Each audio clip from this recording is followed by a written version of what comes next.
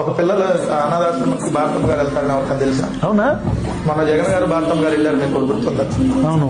ఆశ్రమంకు ప్రతి వారంలో ఒక రోజు భారతం గారు వెళ్తారు. అక్కడ పిల్లలు ప్రతి ఒక్క పిల్లల పేర్లు భారతం గారు తెలుసు. ఎంటైర్ తాడేపల్లి వచ్చినప్పటి నుంచి ఇప్పటి వరకు ఇక్కడ అందుబాటులో ఉంటే ప్రతి వారంలో ఒక రోజు వెళ్ళి స్పెండ్ చేసి వస్తారు వాళ్ళతో. అది కూడా ఏదో 5 నిమిషాలు 10 నిమిషాలు కాదు, రెండు వాళ్ళకి ఏం కావాలంటే అన్ని ఏర్పాటు చేస్తారు.